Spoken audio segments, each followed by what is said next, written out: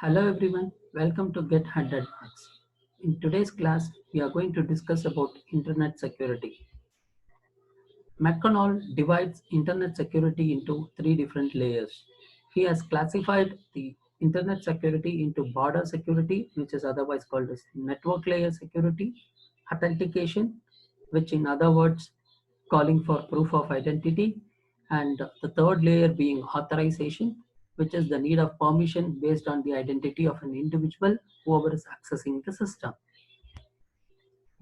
Now let's discuss about border security or network layer security. This provides an security to the systems which are connected in the network.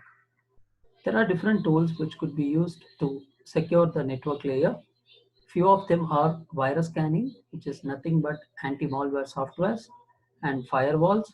We have discussed about this in the previous classes, and also about intrusions, which is used to avoid the intruder to get into your system, and VPN, which is nothing but a virtual private network, which could be used to deny your identity being known to the other users in the internet, and denial of service production, which makes sure that you are in access to the services whenever required.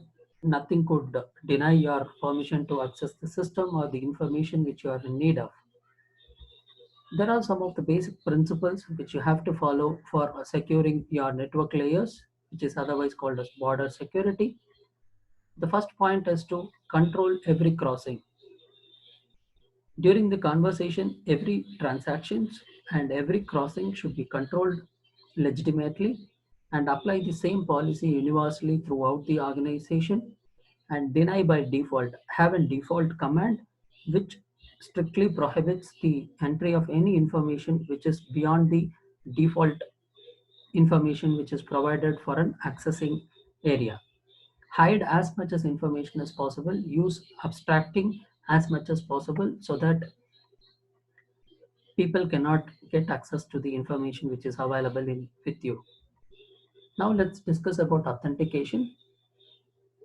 These are different tools which you can use to make sure authentication or a proof of identity is getting established. Usage of username or password, and using password synchronization, usage of public keys, and usage of tokens, and tools like biometrics where retina scanning uh, and other bioscans can be used, and single sign-in should only be provided so that authentication is made stronger.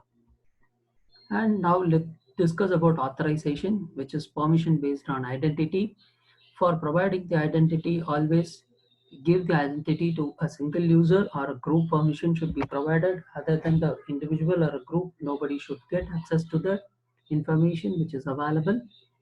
And enterprise directories could be used. Enterprise user administration application can be used, and the rules-based access control should be brought in, wherein a strict rules and policy should be established and that should be made followed. And there are different other methods which can also be used to protect your internet. So which is nothing but an encryption, public key algorithm, troubleshooting, payload security, and honeynet. There are a lot of other methods available for protecting the web application, but these are the major tools which could be used to secure your internet. Thank you.